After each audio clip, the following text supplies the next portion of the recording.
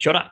And welcome to this episode of the Niche Cast, where we are going to be diving deep into Aotearoa cricket and a bit of Aotearoa football as well. So a big old cricket and football kōrero on the Niche Cast today. If you want a bit more wider sporting action, make sure you check out the variety show. Lots of little tidbits there. And there is plenty of beautiful Aotearoa sporting yarns at www.theniche-case.com. We got big old all whites wraps. We got a Phoenix preview. Got a big old Kiwi NRL hookers from Auckland yarn. We got plenty of good Plunket Shield yarn. Lots of great sporting yarns at theniche-case.com. So check that out. And if you do love and support what the Niche Case is up to, join the Patreon whānau, patreon.com/El Niche Case, EL Niche Case.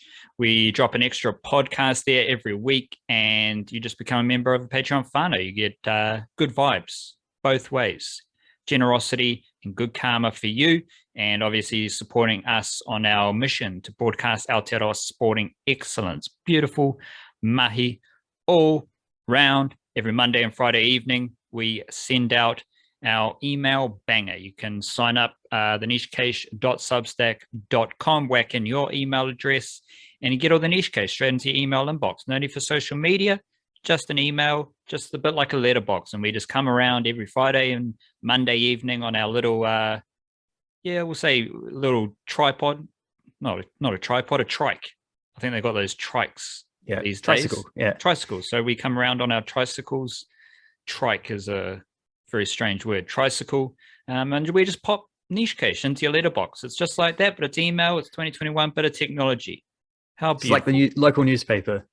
It's like the Manukau Courier coming to you, just dropping by on a, do they do 2 or 3 a week of the Courier? Who knows? The Whangarei Advocate's only 2 a week, I think, so I can't remember. I used to deliver that when I was like 15, the Manukau one. I think a lot of people did. And the old circulars. That's the one. Good old circulars. Probably the worst moment of my life was having to fold like 20 different circulars into one package, and it was just terrible. And then we stopped doing it. So yeah, sign up to the email banger, thenichecase.substack.com. Big it up to all the Patreon whānau. And we start our podcast, Wobbly Wildcard, with a dose of mindfulness, which comes from you in your little humble abode up in the northern extremities of Aotearoa. Can you please share with us some mindfulness to ground us and help us, what's the word? Shoshin. Get a bit of Shoshin action, a bit of growth. Bit of that beginner's mindset, eh? It comes via me, but it comes from Mr. Thich Nhat Hanh, who is a one of those great old like Tibetan monk type fellows and is still alive, I believe. He must be like 90 years old. I don't know, but he lived long enough to go on the Oprah show a while back. If you look him up on YouTube, that's what comes up, is a bunch of interviews with Oprah. But he once said, "The true miracle is not walking on water or walking in air, but simply walking on this earth." A lot of just, what's the just be here in the now. That's not it. Yep. It's like one step at a time type of stuff. But if you're focused on being here, walking on earth, it's literally one step at a time. You're just coming back to a bit of gratitude for where you are, where your feet are, 10 toes down, as they say in I think it's more of a Los Angeles thing. So certain regions of America, 10 toes down, you got 10 toes on the earth instead of 10 toes up in space. Yeah, gratitude for where you are, but also gratitude that you are, full stop. Like gratitude just for being, don't worry about the miracles that come on top of being alive. Like being alive itself is the miracle to start with. Always nice context to keep things in mind with. Stephen Adams often says when people ask him how he is, like after he's been injured or something, he'll be like, well, I'm all good, still above ground. So, which I think is, I don't know if he got it from there, but when he first started saying that, it reminded me, because there's a quote like that in the movie Scarface, where one of the corrupt cops says something like, yeah, still above ground. So, which knowing the movie Scarface, I haven't watched it in a while, but I'm pretty sure he probably wasn't above ground for much longer after that. There's very high body count in that movie. I've got visions of Stephen Adams with that response. And part of my vision is like, whether it's the interviewer or like just me in the moment, it's like, well, that's a bit morbid. Yeah. You're still above ground, but it is the beautiful thing because you're above ground. So what do you got to complain about? And I think like in life, you get a lot into the, well, this person's doing that. Oh, we're watching this person do that. Oh, I want to be there. I want to do this. I want to do that. And it's like, well, what's if exactly where you are right now is where you're meant to be? Like you're destined to be in this moment. So why are you exerting energy worrying about you should be doing what that person's doing? You should be doing this. You should be doing that. No, it's just wherever you're at right now is all good. So don't worry about it. Just enjoy it. And all that stuff ultimately like doesn't actually matter that much. Like all the sort of like, I don't know, accoutrements that we add onto our lives don't like, no one else really remembers those things. And you look at someone else being like, I want what they've got. Well, they're looking at someone else thinking, I want what they've got. It's a deceptive image, a misleading kind of dream. Yeah, you hear about like breaking the cycle. You hear about that in a whole lot of different contexts. But if what you're just saying then, I was imagining you just go from person to person. Like this person is wishing they were someone else or doing something else, and then that person wishes they were someone else or doing something else, and it gets to this other Jerry, maybe Cain the Buddha, and he's sitting there. Well, I'm actually really happy and content with where I am right now. And then that cycle of like this person to that person to that person to that person just stops.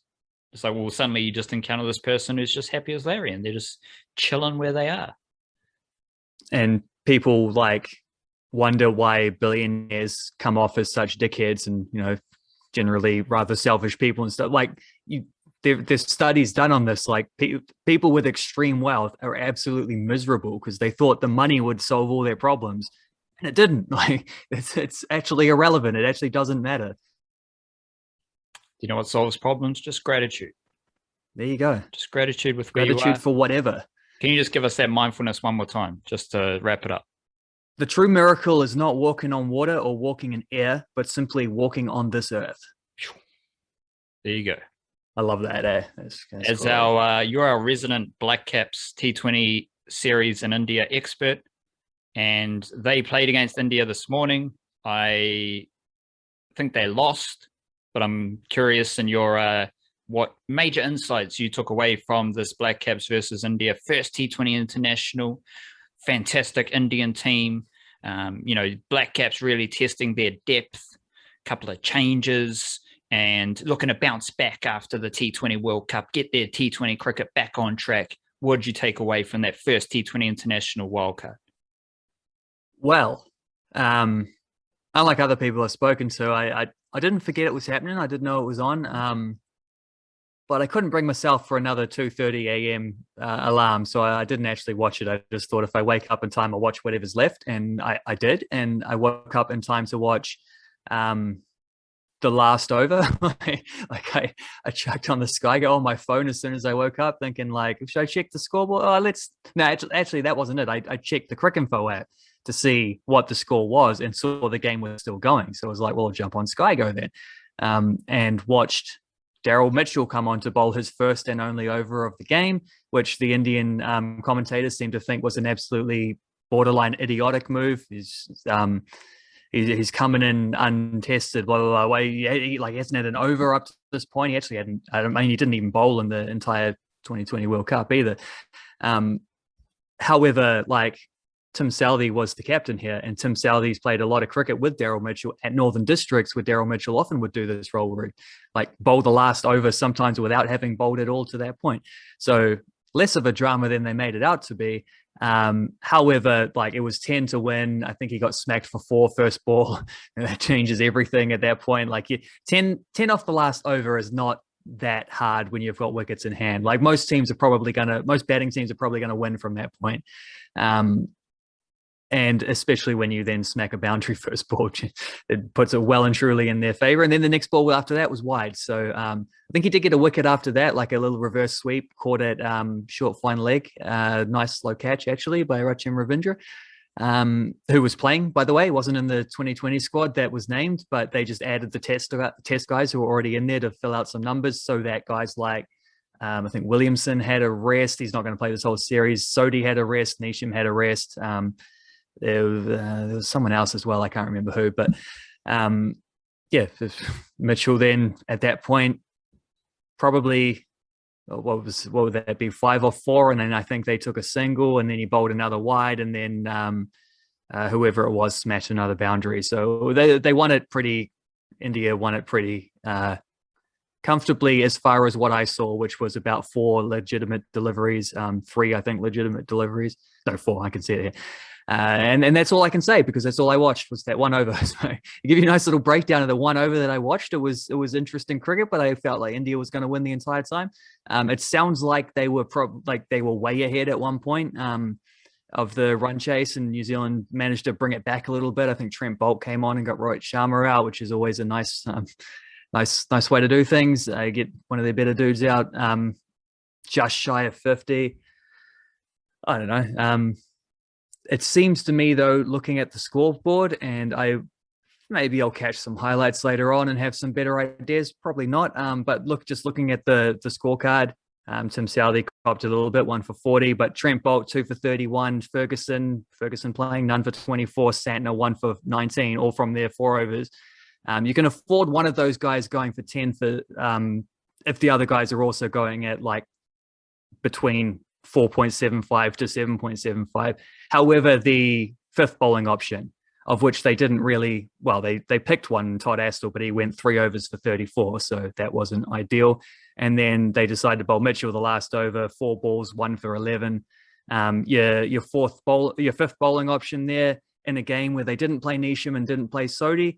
4th bowling options, 3.4 overs going for 45 runs is probably a good indication of, drop my phone there, good indication of how they lost. To me, it's a good indication of the level of piss taking that was happening. That too. More importantly, you seem to be taking this role very seriously. Like we're taking the piss. You mentioned, I just watched 1 over, and then you've just given us a whole couple of minutes debrief. So we're kind of taking the piss with this Blackcaps bit, but you seem to be using it as an opportunity to climb up the cricket ranks here at the niche case. So I'm a bit confused about how you view this series, but you did a great job summarizing the game from 1 over viewing. No idea when the next game is. You'll know. It'll be a couple of days or something. I don't know. I'm more keen on the Test series, but we'll see.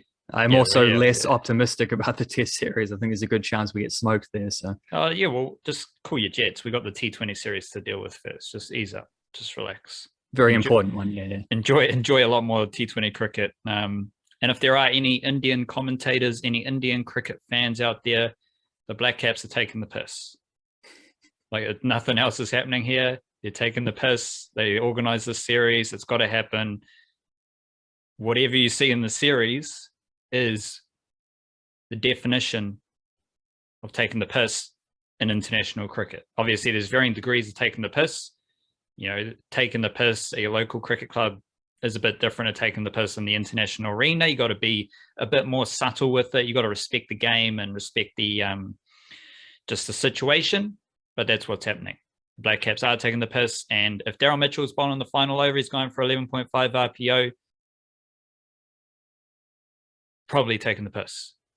So don't worry about why Daryl Mitchell's bowling in that instance. It's very different from Daryl Mitchell opening the batting in the T20 World Cup, and I've already done too much talking about the Blackcaps T20 cricket.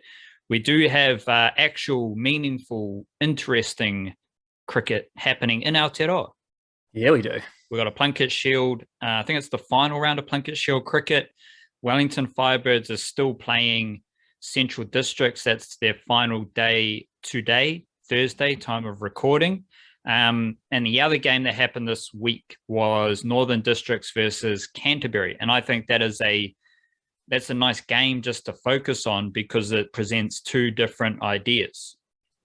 The first of which is Canterbury's Plunket Shield dominance and they are continuing on from a really strong summer last summer, even though Tom Latham and Henry Nicholls have departed that batting lineup.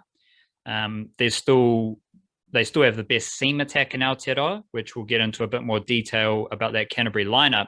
But basically, Canterbury are dominating the Plunket Shield this summer, and it's really important because they were fantastic last summer in all competitions. So a lot of trends here with Canterbury that I do want to explore. And then this was our first sighting of Northern Districts, obviously with the COVID scheduling that's happened in Aotearoa. Northern Districts are yet to play a cricket game in the Plunket Shield, and this was their first game. And we'll start their wildcard. Northern Districts, the only bloke who scored runs was Joe Carter, and then Brett Randall took a few wickets, and Zach Gibson took a few wickets. I wrote about this morning, and it was pretty interesting because Joe Carter was, in both innings, he was the only batsman to score over 30 runs. Basically, game summary for that game. Northern Districts put up 187. Canterbury replied with 82. Northern Districts then scored 123. And Canterbury finished the game 229 for 8 to win the game. So basically, runs were hard to come by. Bowlers were having a jolly old time. And Joe Carter hit 74 not out in the first innings. And Joe Carter was the leading run scorer in the Plunket Shield last summer. And this will be the fourth season in a row where Joe Carter is averaging over 40 in the Plunket Shield. And basically, off the top of my head, having looked at Plunket Shield, most runs, most wicket taker lists for almost, for far too much of my life, Joe Carter is he is one of a few consistent presences among the best Plunket Shield run scorers since 2017-18-ish. You got Joe Carter, Greg Hay, Hamish Rutherford, Devon Conway. Those are the type of lads who have been dominating Plunket Shield run scoring for the last 3 to 4 years. And Joe Carter isn't someone that a lot of people talk about.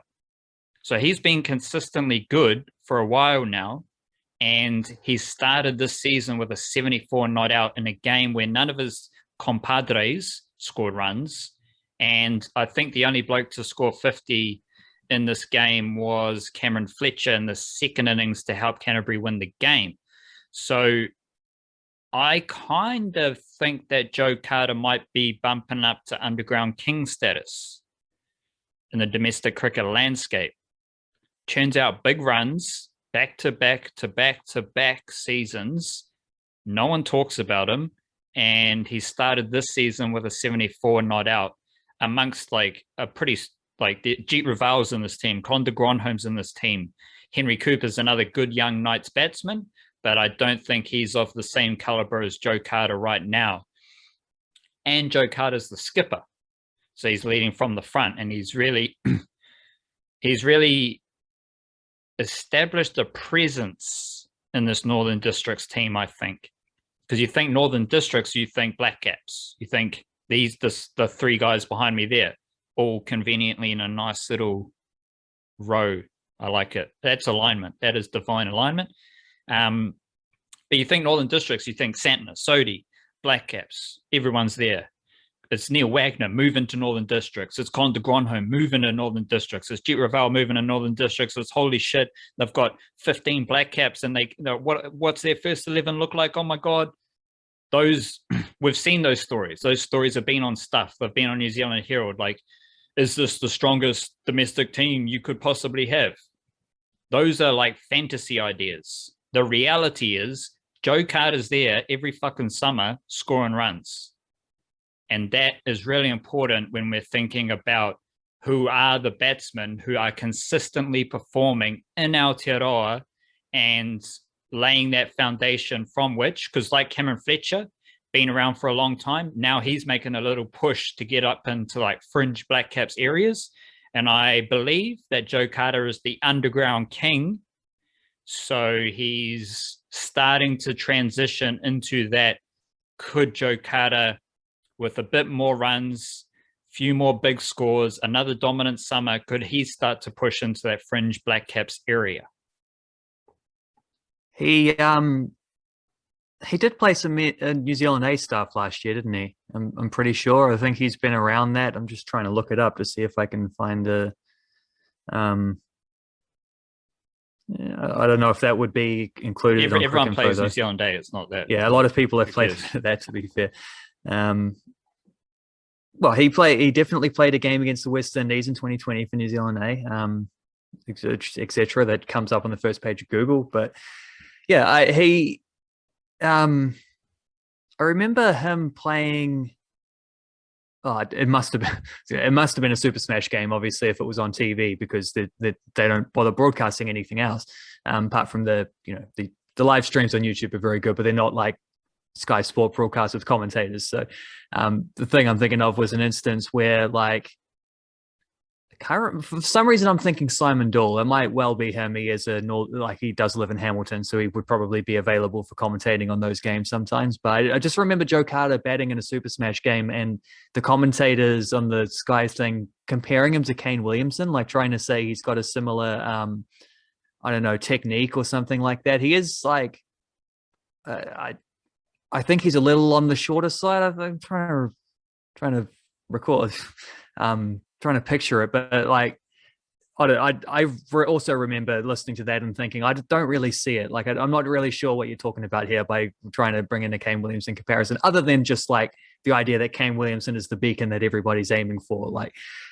maybe in that thing, like in an aspirational sense, I don't know, but definitely he's definitely a dude who, like, if you pay attention to the scoreboards, if you like keep checking in on those throughout the years, he's definitely a name that will pop up fairly often. And those guys in a relatively small domestic scene, those guys eventually do seem to, like, outlast other competitions. They do get their chances eventually. Like, that does happen.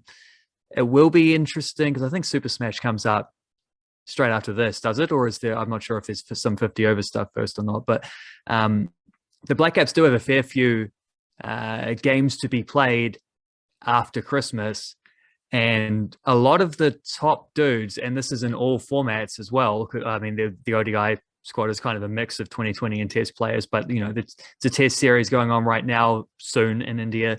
2020 World Cup, those guys have been away for ages. Would not be surprised whatsoever if, like, when someone like, Netherlands are coming for some ODIs, part of the ODI championship later in the, like, sort of, I don't know, February, March range later in the summer. And there is a possibility that some of the IPL based guys won't be available for that. There's also just a very keeping in, like, New Zealand cricket trends possibility of guys like Williamson, Bolt, may well just sit that one out anyway, because they don't necessarily always play all the cricket. They're quite good at, like, resting people now and then for series here and there. And it will be interesting to see if some of the, like, sort of wider depth of the domestic scene does get a bit of a chance in some of those games, because there is a bit of, like, quite a bit of white ball stuff, especially to be played over the summer. And there has been a very heavy workload for a lot of these players just over the last few months, and just a big year in general, because there was a big away tour at the start of the year as well, or not really start, but Test Championship realm of time. So yeah, Joe Carter would be one of those names that would be high on the list. There's probably several others we could both list who would also be in contention if they're trying to stretch out some of the depth. Let's do that exercise. Let's do that. Yeah. I'm going to chuck up a name, Michael Rippon. I reckon he'd be close. I reckon he'd be very close. No, but not like who might come in for a series. Like, I'm saying, let's just the batsmen. Who are the best domestic batsmen in Aotearoa? Joe Carter's one. Right. I reckon from Cameron below the Fletcher. Blackcaps level, we're saying Cameron Fletcher has been scoring some mad runs this season. And the end of last season as well. Just easy on Fletcher, because I will do Canterbury in a second. But I've got Joe Carter, Cameron Fletcher. I reckon Hamish Rutherford. Would Dane Cleaver be in that mix as well? If we're listing one wicketkeeper, would you put Dane Cleaver in there as well? Well, I think right now Fletcher's scored a few more runs, so, like, he has. That's a wicketkeeper thing. So it's like you can only choose one wicketkeeper batsman, and I think it's fair to Cameron Fletcher, the form he's in right now, he has to be there in that nod. We haven't seen Auckland, so there's a couple of lads from there. Central Districts, you've got someone like Tom Bruce who's having a nice start. Obviously, Greg Hay is kind of the go-to. I did mention Hamish Rutherford. He's someone who just like is solid with Otago. And if we're just taking away the Blackcaps thing, I think those are the kind of lads who are just the domestic elite. Let's say that domestic elite. Yeah. Any other batting names? Yeah, I don't know. I'm just looking through the scoreboards to see which names would have Nick Kelly would have stuck out. Nick Kelly scored a few runs for Otago. So, but even in that list, Joe Carter's kind of a bit higher up on the list, I reckon, than a lot of people think. And more importantly, I think wildcard is that Joe Carter made his debut in 2013. So he fits into this idea I have. Fletcher made his debut around the similar time, like Blundell, Daryl Mitchell, Jacob Duffy, all those dudes who are becoming Blackcaps factors, Will Young, all those dudes made their first-class debuts around that same time, 2011 to 2013, 14, and they've just been solid in domestic cricket. Now they're kind of like Joe Carter's career is kind of, I reckon, reflects this because he had 3 years where he averaged less than 25, and now this is his fourth year averaging over 40. So I think that goes back to the slow cooking, the Blackcaps contenders versus the swift promotions that we've seen with the likes of Rachin Ravindra. These lads who have had to bide their time in domestic cricket, like a Daryl Mitchell, they are best equipped to deal with international cricket. And if you look at someone like Will Young, who I don't think has played yet this summer, for the Central District Stags. Is he in the test squad to go to India? He is in the test squad, so he's definitely not there at the moment. He would have missed last round too, probably. Don't they? He might have played the first round. Round or two, I'm not sure. But it's the Will Young has been on the scene as a good young batsman, a good batsman for ages.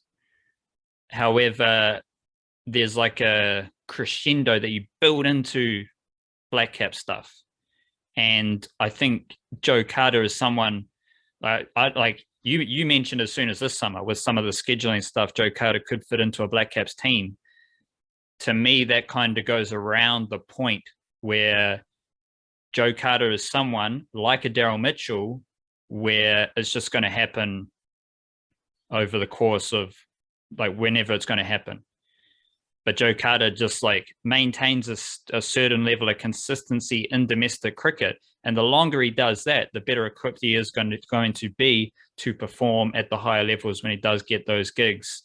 And to me, that is the biggest trend in New Zealand cricket right now, is you've got all these lads who debuted between 2011 and 2014, and they have just been plugging away in domestic cricket. And now we're seeing how well prepared they are for international cricket.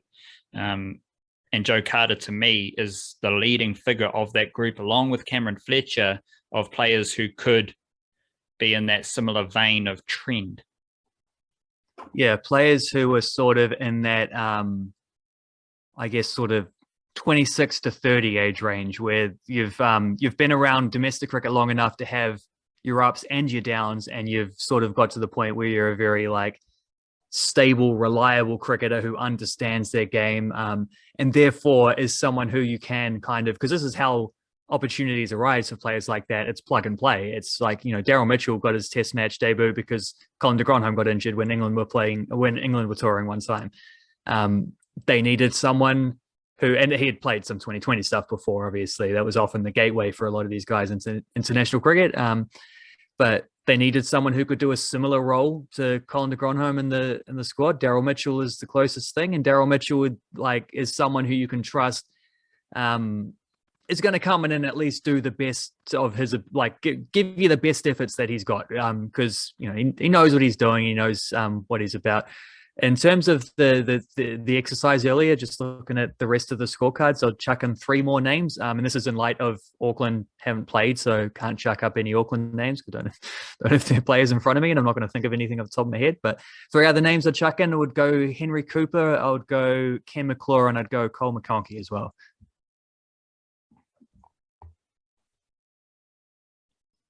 Been a tough few seasons for Cooper. He was actually ahead of Joe Carter for the first 2 of those, my imaginary 4-year thing. Like the only Northern batsman with more runs than Joe Carter was Henry Cooper. And that led to a bit of, us celebrating Henry Cooper. And then the last 2 seasons, last season and then starting this season, Henry Cooper hasn't quite kicked on. I do like Ken McClure. And Cole McConkey hasn't actually been too prominent with the bat for Canterbury, averaging 15.57 this summer. So not the best. Not the best for albeit McConkey. The start of the summer is always when a lot more wickets are taken than runs are scored, and balance the. Well, he just played a game in which no team scored over 200 until the 4th innings, and even then it was like big partnership between your wicketkeeper batsman and a couple of bowlers to get over the line when it looked like they were going to lose.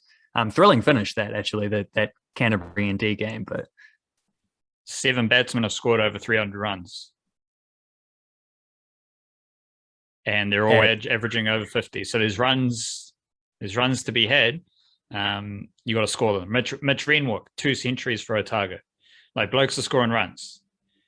So that kind of sheds a light on the folks who aren't scoring runs, because yes, I agree, like big wickets are falling and dudes are steamrolling opposition, but teams are also scoring runs, and there's like dudes with couple centuries. Latham, Renwick, Greg Hayes got 2 centuries, Hamish Rutherford's got 2 centuries. There's a couple lads with at least 3 50+ scores in 4 games. It's a bit weird because it is juicy pre-Christmas conditions, but it's also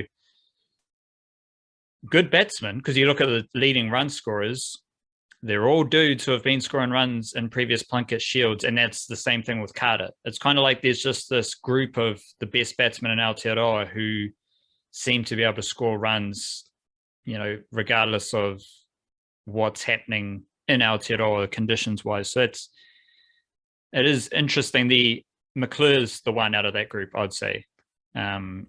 Just his production over a while. The Northern District's bowling attack wildcard had Scott Kugelheim, had Colin de Grandhomme, but it was Brett Randall who stood out for me. Shout out to Zach Gibson. He took 3 wickets in both innings as well. But Brett Randall's style and his career thus far perked up my antenna there, because so Zach Gibson took his wickets, but he averages over 40 in first class cricket and over 40 in List A cricket, and his best format is T20 cricket. When I look at Brett Randall's career, he averages 25 in T20 cricket, 23 in List A cricket, and 32 in first class cricket. And he's someone who I reckon could have a nice summer this summer if he does. He will only have played the 1 Plunket Shield game, so now he gets into his best format, which I think is white ball cricket. I think his best format is Ford Trophy. That's where he's done a lot of his best work previously. So we'll get into Super Smash and Ford Trophy, but the way he bowls is very intriguing for me, because he's got like a effortless style with a lovely wrist action that gets a lot of ball movement. And I'd say wrist position and wrist action is one of the most underrated seam bowling things you can have, because that's where you get your swing from. That's where you get your seam from. Is how I can't explain why, like how you do it with your wrist. I just know that like that's where it comes from. And you can actually see that with Randall. His wrist is very, in the delivery, his wrist giving it a good flick, and that's where the extra juice comes from. And I was just interested because like watching him bowl good areas on a pitch which is obviously offering the bowlers something as well. He's got good career stats in white ball cricket, and he's had a good first up game in the red ball with Northern Districts. And on a pitch where it was obviously moving around, as we saw with Canterbury seamers as well, it was Randall who stood out despite there being Cougar line, despite there being Colin de Grandhomme, I think Brett Hampton and Zach Gibson were the other bowlers. So also just a low-key note there to keep an eye on Brett Randall. He came up through Auckland, but I think he was raised up north or raised south of Auckland, went to school in Auckland, and then he's come to Northern Districts, and he's played under 19s for New Zealand. So he's like one of these players who's like got good cricketing pedigree, just hasn't quite put it together in first class cricket. And he started this season just to tickle my intrigue, the same with Joe Carter. Yeah, it'll be interesting how much Plunket Shield they're able to get in the second half of the season once all the white ball stuff is done, because it's normally like split nicely in half. It used to be 5 and 5, but now 4 rounds before, 4 rounds after. But like Auckland haven't played a game yet, and ND have only played 1, and we would ideally like a lot more games from those two teams in order to like fill out the stats, so it's all nice and comparative with the other teams who have played a lot, because they've gotten all their games in that they needed to, but by playing each other. Will be interesting to see how the scheduling goes, if they're willing to just take it almost into winter by getting through all these games, or because you can't really just like rush double headers, and with 4 days you need 4 days to play them. That will be there's a little bit of work for the scheduling department at New Zealand Cricket there. They like to make a big deal about their Blackcaps and White Ferns summer schedules when those get released each year. We'll see if they can deliver the same goods with the Plunket Shield in the second half of things. Do you know if is it Super Smash next, or do they do a little bit of 4 trophy, then the Super Smash, then a little bit more 4 trophy sort of thing? I think that's how they've done it recent years. Oh, good, no idea. Just take it as it comes. But have you seen Randall bowl? Yeah, I was just watching while you're saying that. You mentioned his action, so I just watched the 4 wickets he got when there's 4 for there. It's a nice languid sort of run up, doesn't put in too much effort, and then nice and sort of straight at the point of delivery. If you're someone who's have to watch on a bigger screen than my phone to get a good look at the wrist action, but you've watched Northern Districts in the flesh more than any other team, which because they've got other seamers, they've got Zach Gibson, they've got Matthew Fisher. Obviously, you've seen Cougar line, you would have seen Hampton bowl. What are the even just looking at guys like Carter and Cooper, what do you make of your observations of Northern Districts previously, just with some of the younger players? So I think that's the key thing about Northern Districts. I read about this ahead of the summer, the growing sprouts in Northern Districts. Same thing I said about Carter. Everyone looks at ND, they think Blackcaps, fantasy stories about how many Blackcaps you can fit into one team, all that bullshit. When they're missing the reality is there are good cricketers at Northern Districts who do good work. And who play a lot more than the Blackcaps, who are normally away. And have scope to have high potential as well. So have you, what have you made of just that young group of Knights that you've seen in the flesh? You've seen some of them bowl, some of them bat. Do you have a summary thought of that young group of Knights? Not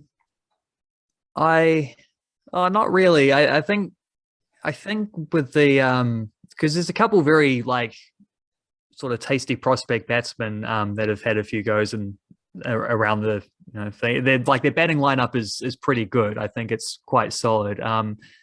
Their bowling lineup, the thing with ND is Cougar line stands apart because Cougar line can bowl 145 Ks. He hits the crease really hard, gets a lot of bounce because he's got that kind of big swinging arms in his action.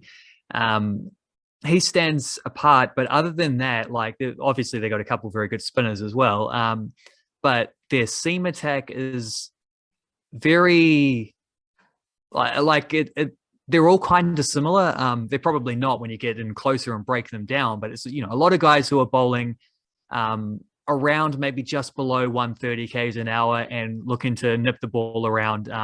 Really like the kind of players who don't stand out when you just look at them bowl, but then also the kind of players who just are really hard to score runs off. Like I think they've got a lot of good, reliable. Let's call this the legacy of Michael Mason. A lot of players in that kind of mold who are just really good, solid domestic seam bowlers who maybe don't look as flashy, but then you see, like, you check their records and be like, well, this dude's taking like, this dude's averaging like 22 this season and going for like less than 2 runs and over or sort of thing. They've got a few guys in that kind of mold, and when you got a few guys like that, it sort of is often the case where like one guy picks it up one game, the next guy sort of takes the baton the next game. So I don't know that like even the couple of times in recent years I've actually been able to watch them play. Always against Auckland, by the way, for some reason. I guess because they're closer, but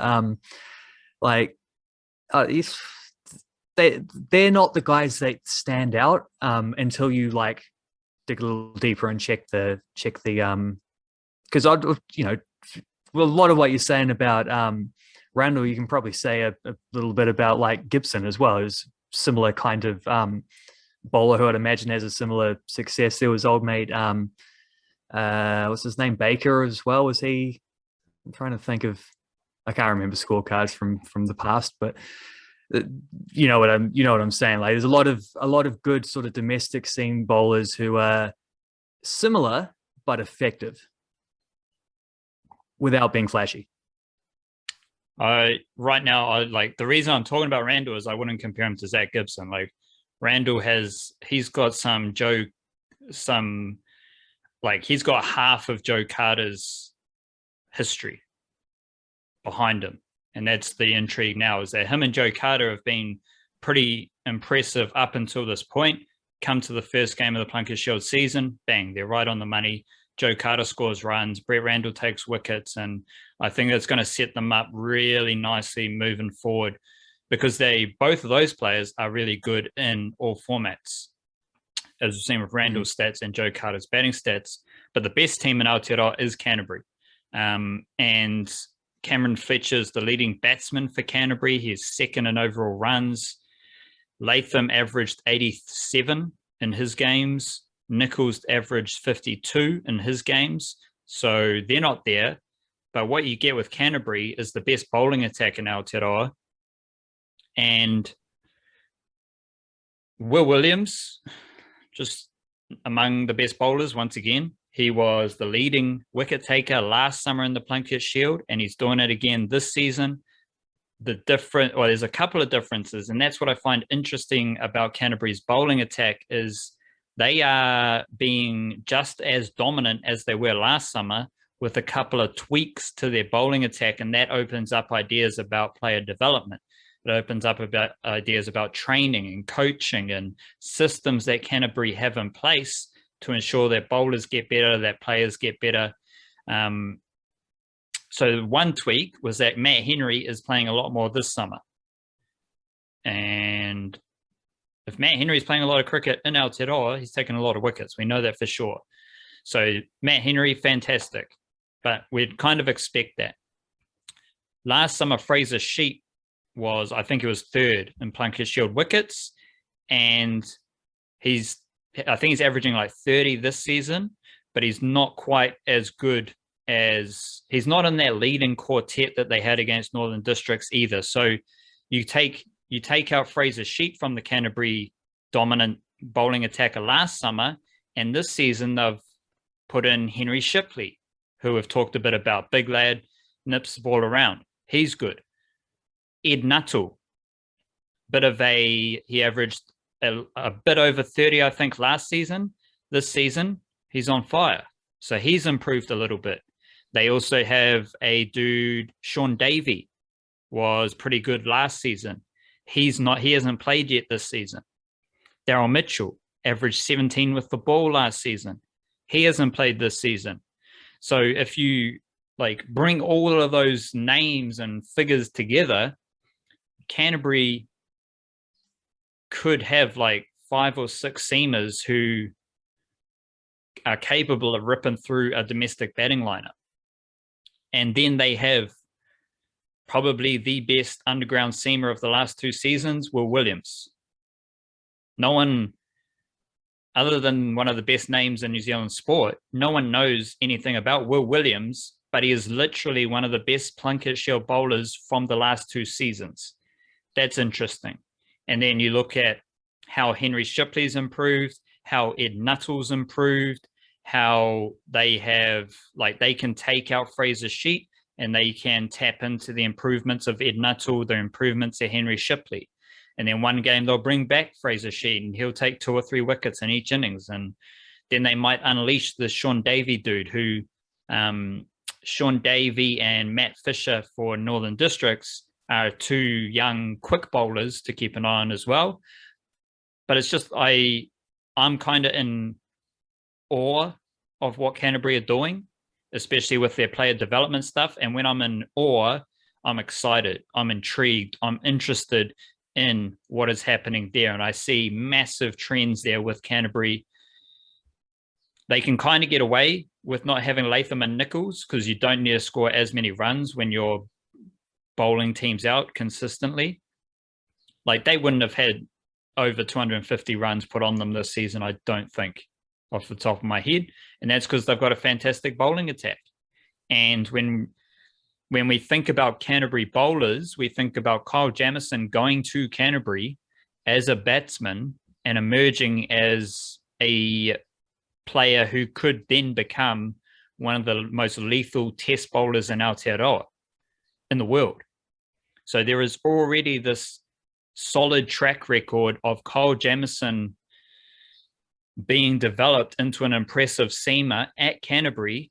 And many of those same seeds, many of those same traits that were there with Kyle Jamieson becoming a lethal bowler, they're all evident in every other Canterbury bowler as well. So big it up to the Canterbury seam bowling department. And obviously they just produce really good cricketers. Like Cameron Fletcher just keeps on getting better. That's the player development that we love to see. Not to mention guys like Kim McClure, Leo Carter, Chad Bowes, Cole McConchie's, you know, he got his Blackcaps call up finally. Daryl Mitchell leaves Northern Districts last season, ahead of last season, goes to Canterbury and is literally fantastic in every format for Canterbury. So whether it's someone like Daryl Mitchell going to Canterbury and impressing, or any one of these other Cantab players improving, fantastic things are happening with Canterbury cricket. Yeah, I'm just looking up their what they've like done. Based on what you said about the like probably not conceding more than 250 runs. They did twice in the first game, which was a drawn game against Central Districts, who scored sort of 300 plus in a couple innings, and also Latham and Nichols scored some runs amongst others, and it was a relatively tame finish there. But since then, where are we? Since then, the best that anyone scored against them is that first innings 187 that Northern had. And what did they get in the second innings? 1, 2, 3. So since then, 2 games against Wellington where they bowled them out for 161, 154, 134 for 9. There was a retired hurt in there, 115 for 9 in second innings, basically all out, but with the retired hurt. And then 187 and 123 against ND. So no one's even got close to 200 really against. Like 187 is the closest anyone's got to 200 runs, let alone 250, let alone 300 since then. So 6 innings in a row bowling teams out for less than 200 runs, with like spreading the wickets around between about 4 different dudes, as they have done, maybe 5. I don't know what Fraser Sheet was doing earlier on, but I'm sure he got a few wickets. That's crazy. Like that's a level above kind of stuff. Fraser Sheet had 7 wickets at 30. So Fraser Sheet is still... That's not even bad. Like, that's not even bad. He's still like top 20 for wickets. Right now, Canterbury have Matt Henry 2nd, Will Williams 3rd, Henry Shipley 5th, Ed Nuttall 6th. So 4 bowlers in the top 6. And that's what they had last summer. That's the thing, is it's literally repeating their dominance from last summer. However, the extra wrinkle, some of the personnel's changed. So if you can repeat it with different personnel, that's where we get into the player development. We get into the system that Canterbury have to produce these cricketers, which I believe is really impressive. Who's number one? Is it Nathan Smith or? Yes, who's getting the typical move to Wellington bump. Yes. Hamish Bennett got it. Logan Van Beek got it. Jimmy Neesham got it. Yep. Any seam bowler who moves Van Allen got it. Well, he's not a bowler, so he's not a bowler, but he's still got the bump and hasn't scored Plunket Shield runs since moving to Wellington. So yeah, that's his asterisk, is that he's an absolute fiend with the white ball, specifically 2020s, but he doesn't get the Plunket Shield bump. No. So like any seamer going to Wellington, you get extra juice into your mahi. So that's good. It's bowling into the breeze at the basin is what does it for you, I reckon. Nathan Smith's not bowling into the breeze. That's for sure. He's bowling with the breeze at the other end. Well, everyone's got to pay their dues at some point. You're getting some overs at both ends. Ben Sears isn't bowling into the breeze either. You know, like he's steaming in, bowling down breeze. Just imagine like you're Ben Sears and you just like, I bowl fast. Add a 50k gust to that, you know. Like, He got five for this current game, didn't he? He did indeed. But that game's still ongoing. Let's move on to some football. Wildcard. There was the All Whites versus the Gambia yesterday, and we've got a Wellington Phoenix game coming up this weekend as well. Saw a bit of the All Whites, and it was it was a physical game. Let's just say that. It was a physical, interesting contest. Big it up, I don't want to say big it up to like UAE and those areas because they sport wash their political issues. However, much of the international sport in the world would not happen if it wasn't for UAE. Because you've got, they were talking about hosting the Oceania qualifying in the UAE. You've got boxing events in the UAE. You've Qatar, got cricket. I think the IPL has moved to the UAE twice. Like the UAE has basically saved international sport. And they were doing it for Pakistan cricket for a decade before that. Yeah. So as weird as their political stuff is, they're saving international sport. So, and kudos, I think the UAE is politically, the UAE is a little, it's a step above like Saudi Arabia and Qatar and places like that, where a lot of the worst sport washing is going on. So the All Whites defeated the Gambia. It was pretty impressive display. It's awesome to see, Chris Wood, Winston Reid, Tommy Smith, some of those characters together. Then we're watching Joe Bell and Sarpreet Singh in the midfield, just working together nicely. Good bit of niggle there. There was a beautiful tackle from, I think it was Garbett, just wrapping the arms around cheek to cheek, took him down. Tackle. Yeah. Bit of revenge for some physical play from the Gambia. I really liked what I saw, and it was a fun All Whites game as well, which I think is important. We're to connect to these international teams, because I'm thinking I'm trying to connect with the Kiwis, I'm trying to connect with New Zealand Rugby League, and there's not even a game, let alone a fun game to get my teeth into, to get to know some of the characters, to get to see them representing New Zealand. We have had that in spades with the All Whites over the past month or so.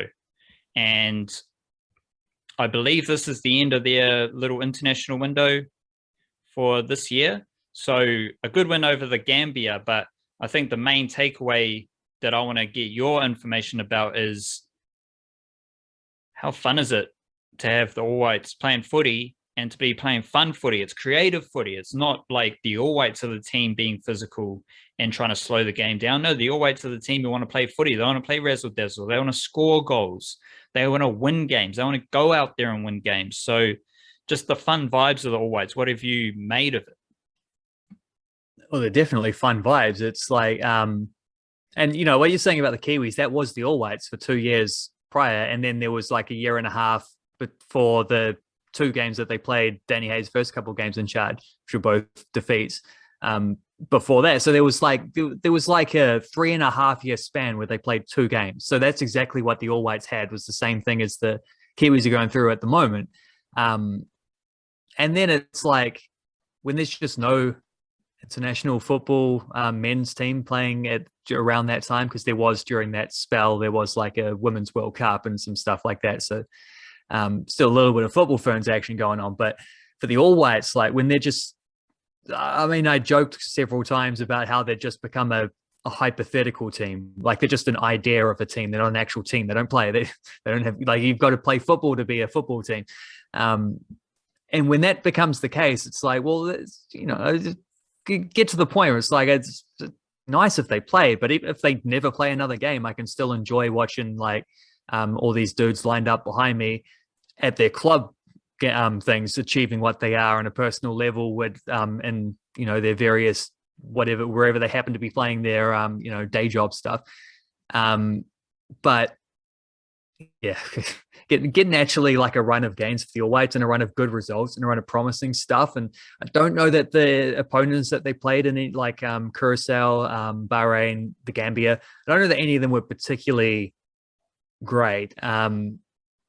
They're like they're not the type of, like, they'll have to beat better teams in order to qualify for a World Cup, is the best way to put that. But they were nice little introductions to get like the ball rolling down the hill kind of thing. It's the kind of games that they needed, where they could dictate a little bit more of play, and therefore, if you can, it's sort of like a matter of, well, will you? Because a lot of that just comes from intent. It's one thing to have players who can play that way, but also a lot of coaches will still stifle that and be like, well, we need to, you know, we can't afford to concede goals, so we need to be sturdy at the back first and foremost. This team is that. It helps that a lot of their best and most experienced players are defenders. First and foremost, that guy on the end of the line behind me on the YouTube vid. Like that, it gives you a nice platform to build from, but you still have to have that intent and desire to go out there, and the confidence as well from the players to be like, we can play this way, we will play this way. And that was, you know, that's, and I don't think they were always entirely successful at it either. I think that, you know, the attacking third is the hardest thing to get going. It's one thing to be able to knock the ball around the back line, work it around the wheel, and up the edges and stuff, and into a midfielder, back out to a fullback kind of. You can do a lot of that stuff, even when a team is pressing quite hard. As you know, most teams will be able to deal with that more often than not. But getting it to click in the attacking third is where it gets really hard, because teams are, you know, you're going to come up against the most bodies. They're going to give you the least amount of space. That's where it gets tricky.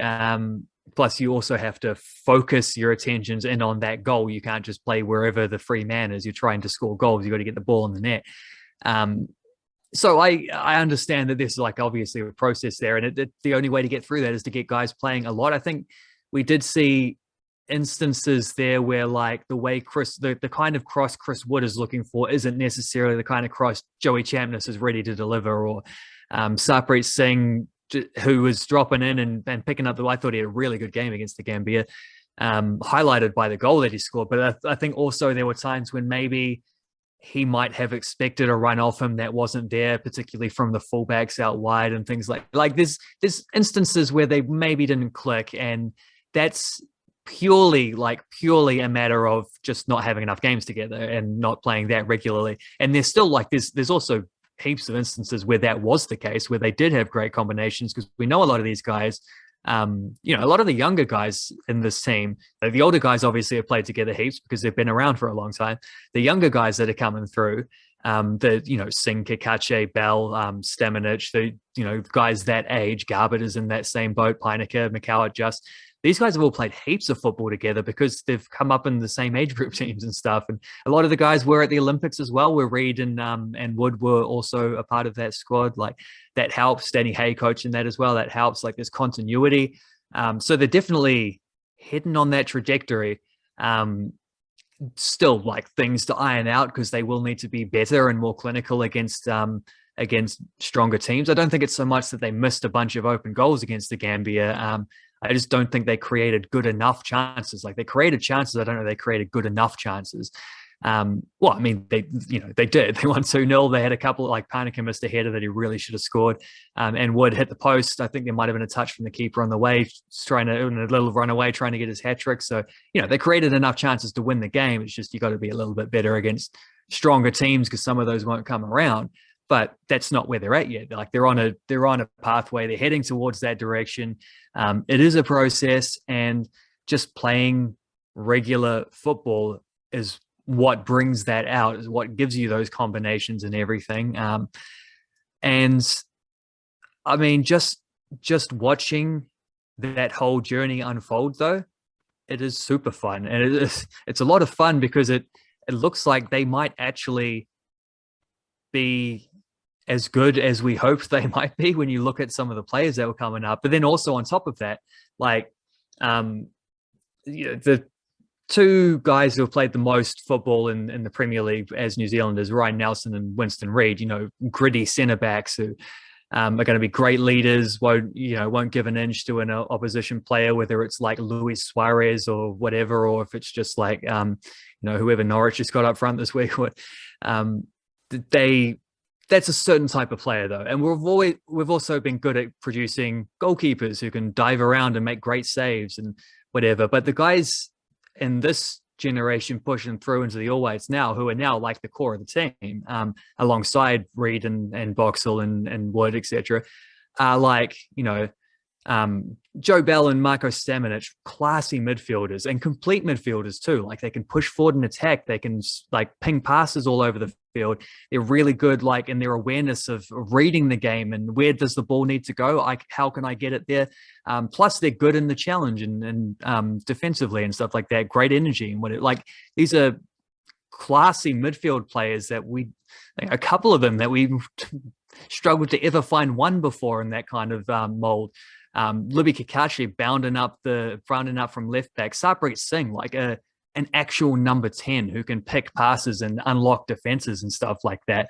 I mean, this is like, they're not just great players. They're great players spread out throughout a team where you can actually build a lineup around them, and also players that are just really fun to watch. I mean, who doesn't want to watch Sarpreet Singh just waxing dudes and pinging the ball around, trying to pick out Chris Wood and whatever. And then Chris Wood's fun to watch just because he's like an absolute menace in the penalty area. And there's just this is why the All Whites are so fun at the moment, I think. It's just because of all of these elements put together. Like, it's a nice, it's a bloody like,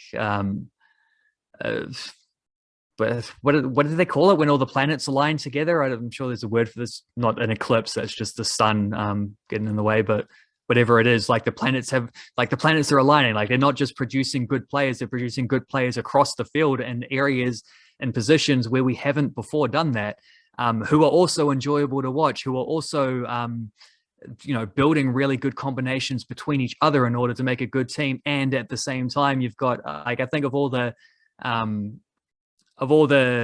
attributes that Danny Hay offers as an All Whites manager, I think the most important one is just his like share-minded determination that the All Whites are going to be taken seriously and they're going to play games, and making sure that happens. And taking some personal sacrifices, and like, he hasn't been back to the country in between the what do you call them, the international windows. He had to stay over there because he couldn't come back and go forward, and he couldn't.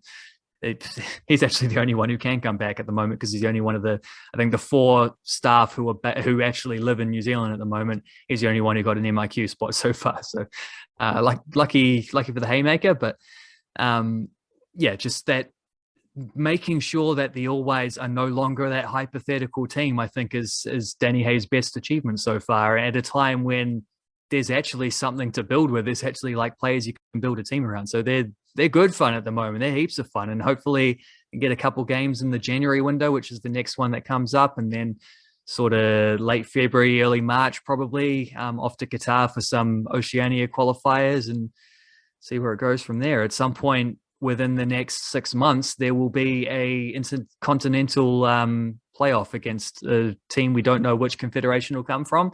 Last time it was Peru. Time before that it was Mexico. Time before that it was the time before that the Bahrain one. I can't remember how many World Cups it'd been. It must have been. what's the other confederation that hasn't been? There's the other confederation, Oceania. Sorry, that's who they represent. So there's no other option. It'll be an Asian team, a South American team, or a Central American team, and we'll find out at some point because they pushed all the draws back because of COVID and qualifying and stuff. FIFA did, so we'll find out eventually who that will be. And yeah, that's what the journey looks like in the short term. So there will be more all whites games and more opportunities to see these dudes do what they do. We do need to do a Phoenix segment. So just quickly, when they do play other games, who is one player from outside the current squad for the recent fixtures who you would want coming into the first 11? I think the only player from outside the current fixtures who would come into the first 11 would be Tim Payne. And that's like a little bit of a tricky one because it would be at right back, and he's not going to be playing right back for the Phoenix. Hasn't been playing for the second half of last season. He's well and truly a centre back for them now. But for the All Whites, just no one has locked down a right back spot in that team.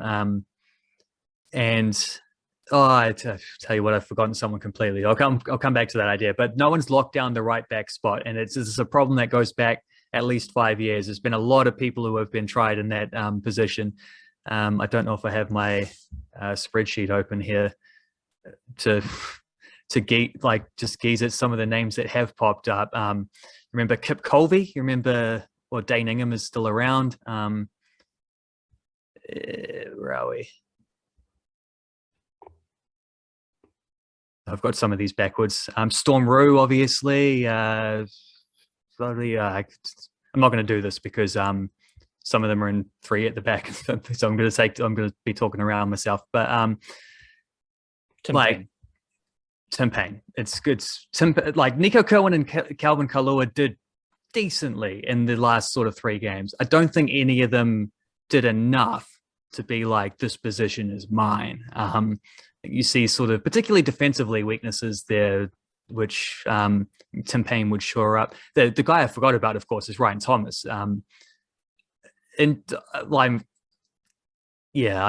know what you do with Ryan Thomas because he's in a tricky position at PSV. If he plays, if he's available, he's got to be first 11, probably in place of Stamenic. But I also don't think Stamenic is a more physical player. He maybe if it changes the way you play a little bit, maybe a little bit more complete than Thomas, although Thomas is the best Kiwi player in terms of touch and finesse and just the technical side of things. Maybe Sarpreet Singh is nudging up close to him, but that's what Ryan Thomas is amazing at. So if he's there, he's got to start. But also if he's not there, because he does have a young family, he does have he's in a little bit of a precarious place trying to win his spot at PSV. And he's had a lot of injuries, which has been the main thing that's held him back. If he isn't available for games, I don't know that they miss him a whole lot. But yeah, obviously if he is available, you want him in there and you want him delivering great performances as he has done in the past. Tim Payne, I imagine, will be playing for the Wellington Phoenix this Sunday evening. I just had to check the odds for the game just to get a gauge of who is favoured. They face MacArthur FC, and MacArthur FC are $2.30, Wellington Phoenix are $2.70. So slight favour for MacArthur FC. We know the whole situation with Wellington Phoenix Breakers moving to Australia, blah, blah, blah. What are your actual concrete expectations for the Wellington Phoenix starting this season? Not for the whole season, just what are you hoping to see in these opening games, especially this first game? Maybe let's just narrow our focus. MacArthur FC, what are you hoping to see from the Wellington Phoenix in this game that will A, enable them to win, get a dub, start the season off nicely, and B, some signs, some things that are key indicators for you with the Wellington Phoenix moving forward throughout the season?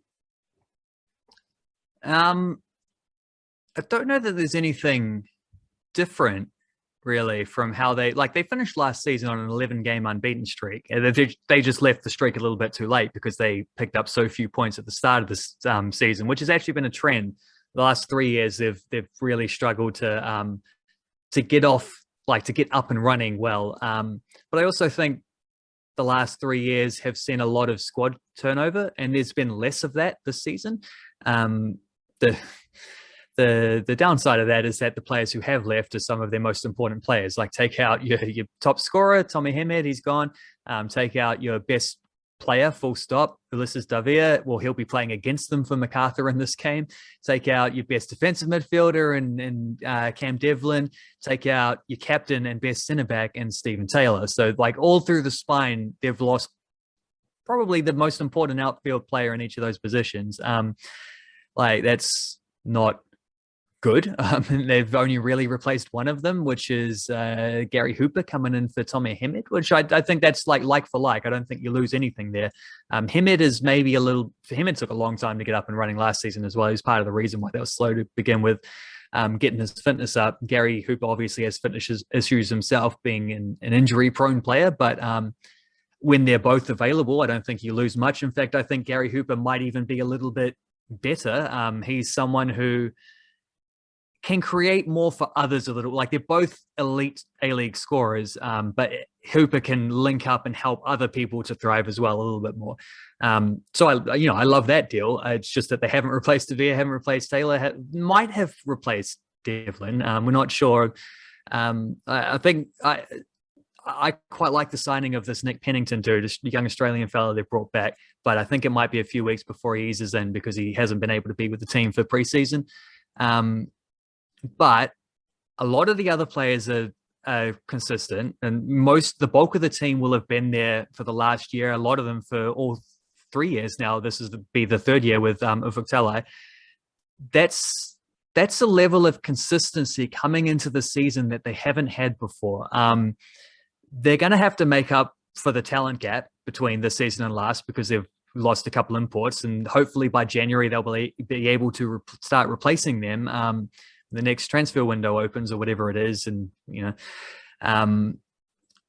but yeah, in the meantime they can't afford another slow start. But they do have, like, if the reason for those slow starts was the amount of new players that were coming in, well, they don't really have that worry at the moment. And so if a few key players able to make big strides, breakthrough seasons, a bit of Ewing theory, Davia is not there, and Davia had some injuries one injury towards the end of last season as well. And they did pretty well. They kept that unbeaten streak going without him. I think David Ball actually looked, he's someone who had probably a down season last year until the last sort of half dozen games where he started playing as a right winger, which is where Davia normally plays.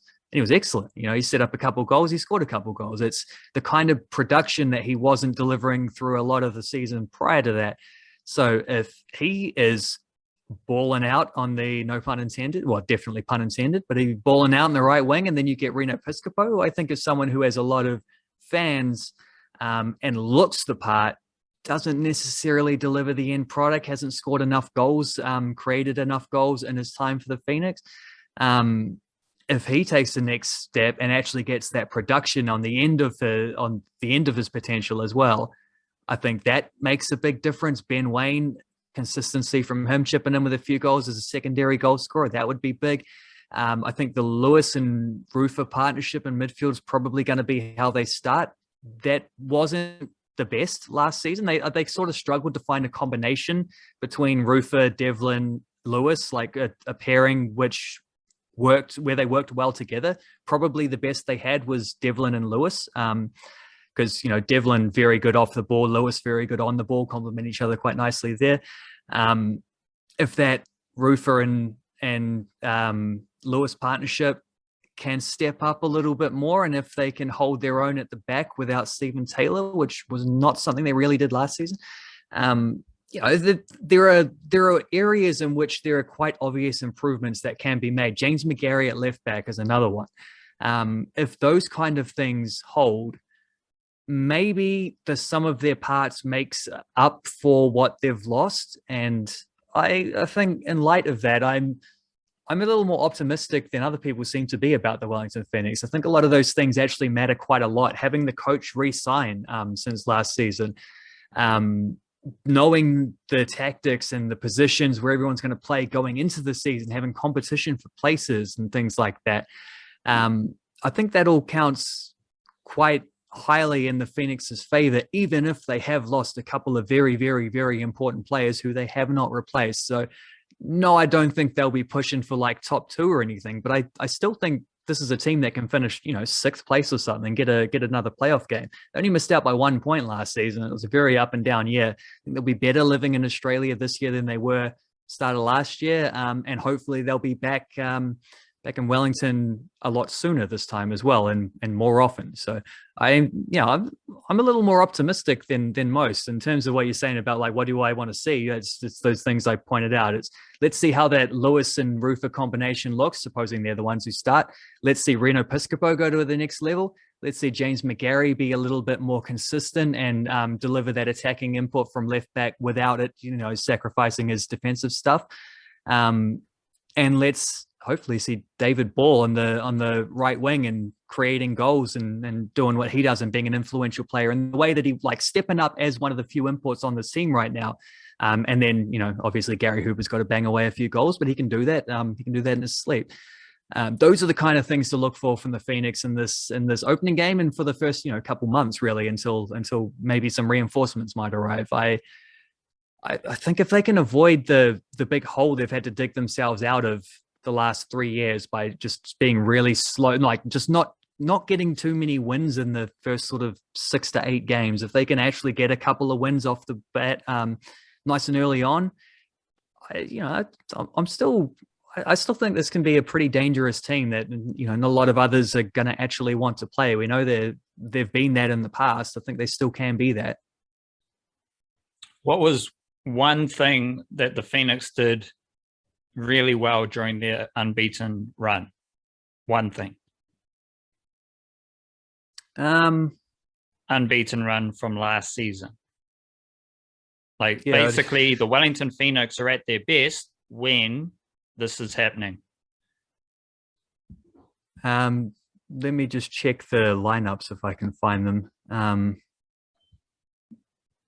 Just to see who was scoring all the goals and whatever. That was after McGarry had dropped out of the team. It was also, I can't hold this thing up and still have the zoom in the way. Would have been, it was when Stevens, well, that's the biggest problem probably, is that the major aspect to why they got a lot better was Stephen Taylor was playing consistently and leading them from the back. That's not something they can rely on this season. But that points to defensive solidarity. So when the Phoenix are winning games, they're a really good defensive team. Regardless of who the players are, like 3-2, when 3-1, the Phoenix 1-1, a couple nil draws. Definitely the defensive solidarity probably is the point to make there. Yeah. So when the Phoenix are at their best, they've got a bit of attacking flair, but they're going to be a hard team to score against and break down. That's probably the defining factor between early season slumps, late season strong finishes.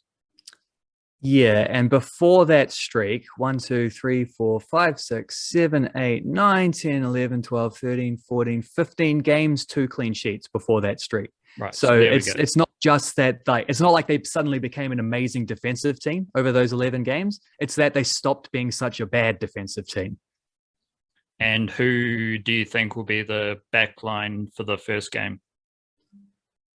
I think we will see Callan Elliott on the right. I think we'll see Tim Payne and Josh Laws in the middle, and I think we'll see James McGarry on the left. So there's some good attacking output there.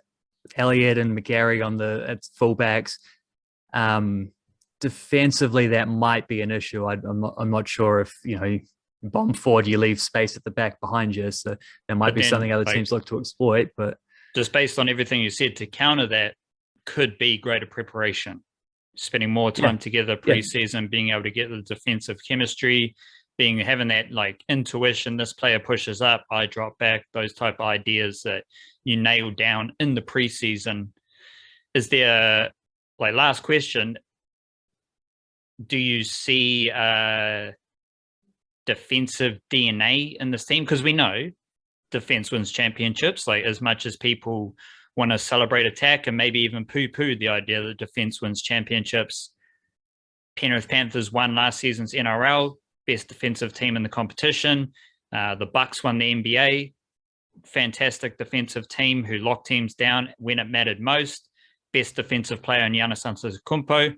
We've seen it. We've got really recent examples of this. But in the Phoenix context, do you just like your vibe of the team? Is it a team who can be a good defensive team? Or do you think this is a team who are one of those sports teams where rugby or rugby league, we're both going to score 20 points and it's a bit of a shootout? Do you think the Phoenix are that type of team, which are basically what the Warriors have always been?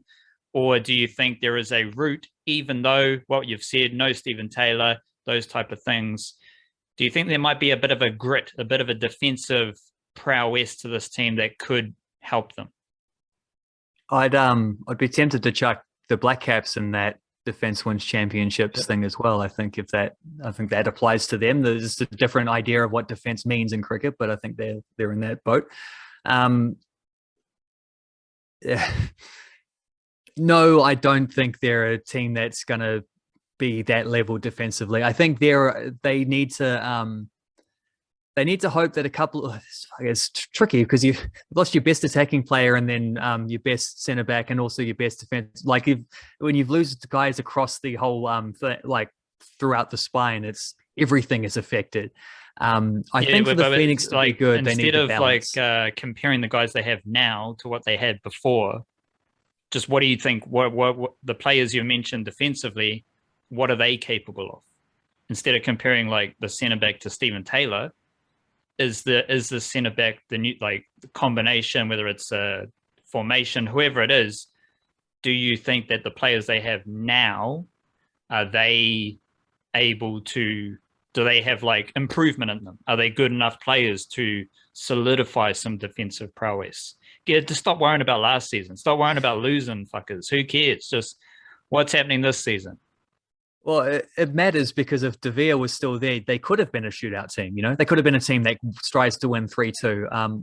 They can't be this year, but I think the two most important words you said there were good enough, and the third most important word was improvement. They don't necessarily need to be great. I still think they've got a better attacking balance than a lot of other teams in the competition. It's just, you can't be losing games 3-2. They got to find a way to keep teams to just like, clean sheets or just conceding the one goal more often than not.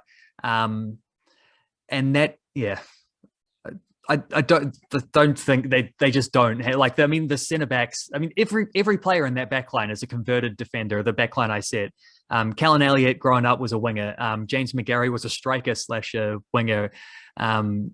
Tim Payne has played literally everywhere, but mostly had been playing at right back up until last season for the Phoenix. And Josh Laws was a midfielder / defensive midfielder who's dropped back into the defense. He's done it before, but it wasn't his preferred option. Every player in that back four is a converted option. So that means two things. That means that you're vulnerable to like inexperience and dumb mistakes and people being out of position and things like that. It also means you have a lot of improvement, though. Like the further back you start from, the further up you can go. And one thing I love about Josh Laws as a defender is that he has a midfielder's skill on the ball. Tim Payne, Tim Payne's just an absolute mongrel sometimes. Like he has a lot of that Stephen Taylor, I will put my body on the line, not even thinking about it kind of aspects. And playing with Stephen Taylor a lot down the end of last season, I reckon will have helped him immensely as well. Because that's the thing. These guys have worked with Taylor. They might not have Stephen Taylor there to play, but they've been picking up tips and tricks from him. Callan Elliott's been in comeback, so he's a little bit of an unknown factor. James McGarry was good going forward when he played last season, lost a spot because he wasn't doing his job defensively. Well, he's had a half a season to figure out what the problems were. Same coach as well, remember, like same coach, same system. So he knows exactly what the role needs to be, and he's been training the whole time to show that he can do those things. And he has been reinstated as left back, basically. The coach has said, like, he's made big improvements. He's done what we asked him to do, and we're, confident in what he will show us. So, yeah, like, there is a lot of room for improvement for them.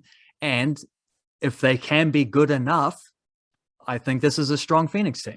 Not as strong as it has been on paper the previous 2 seasons, but still a team that can compete for a playoff spot. You're getting into like Warriors territory of like no, a lot of like looking into the past, comparing it. Like the Warriors don't do that, but they have their own issues, and it seems like there's some Phoenix stuff there where it's a lot of looking to the past.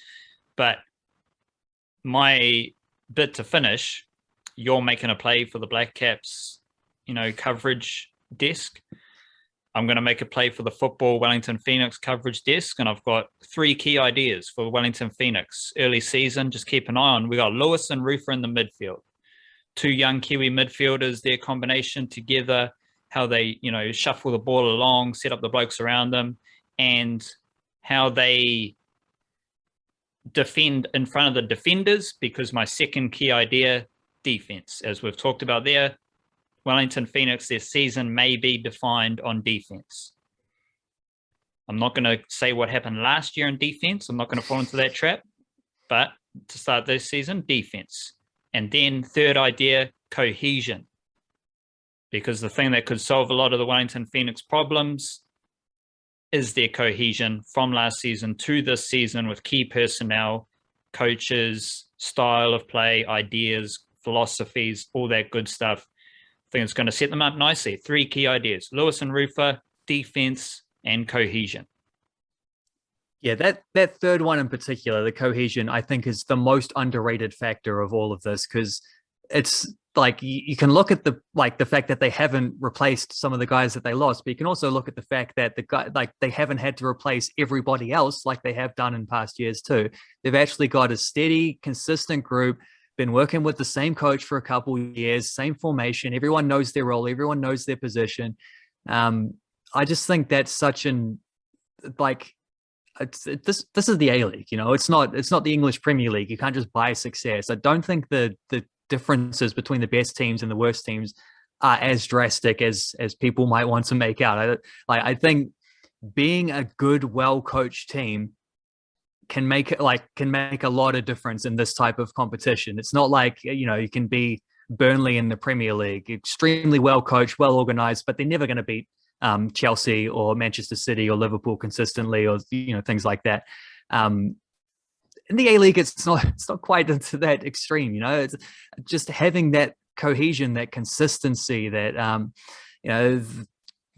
the same guys coming back, working with the same coach and the same. I think that matters a lot more than people are making out. Especially in the world of football, where blokes are going, every different country every season, and you've got a new wave of Latinos coming to the A-League every season. You've got a new wave of Europeans coming to the A-League every season. It's a bit of a, open door policy for a lot of these A-League clubs, who probably need to sell a couple of tickets. Let's be honest. Some of these A-League clubs and the football situation in Australia. I was gonna, let's do that. So, final idea here. Just joked about the Warriors stuff there, and it's very easy and obvious to see how years of torture and the Warriors curse is manifested in Warriors fans today. What is the Wellington Phoenix equivalent to that? Like what?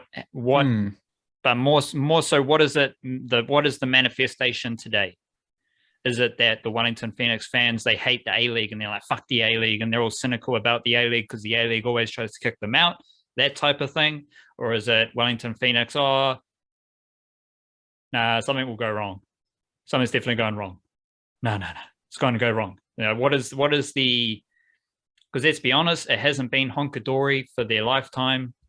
The existence of the Phoenix, the Kings, the Knights, whatever the fuck, it wasn't always roses. So there's been torture, there's been trauma, there's all that bullshit there. How is it manifested today in the Wellington Phoenix fan base? I think it's different between the fan base and the team as well in that way. I think if you ask the team, But it it's would be only a little fan bit base. more. It's only fan base. Don't worry about the team. Yeah, that's what I mean. Like, I think the team would be a little bit more about like, well, we made a couple of finals games and lost them kind of handily. That's a little bit more what they would be worried about. I think with the fan base, definitely the like Knicks out stuff in the past was that. More recently, I kind of get the feeling it might be Mark Rudin leaving. And that sort of hammering home the like second generation building off of that Knicks out stuff with like, they've got their license now. That's sort of, they're No not one going to be loves booted us. out. But yeah, but the lingering trauma of that is this idea that they're not, it's not an even playing field for the Phoenix. It's not like they're not as respected or whatever as other clubs are. They don't get the same benefits. Some of that's just obvious true stuff of being a New Zealand team and Australian league. It's not all built on conspiracy thinking, but some of it is. And I think the way Mark Rudin left, maybe in a sort of building off of that, like the second generation trauma bit there is like feeling that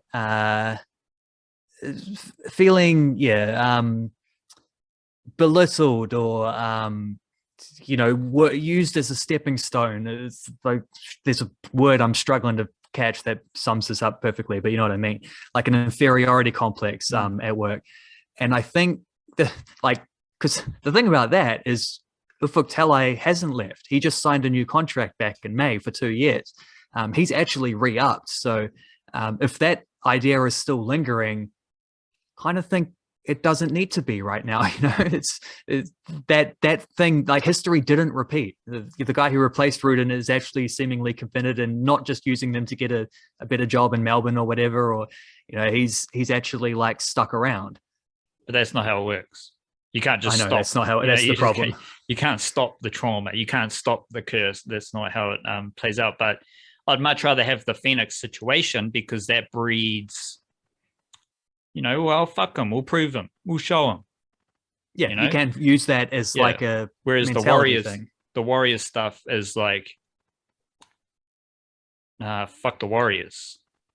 Like Wellington Phoenix It's aren't internal, not external. Yeah, the Wellington Phoenix fans aren't like, all this shit has happened to the Phoenix, so fuck the Phoenix.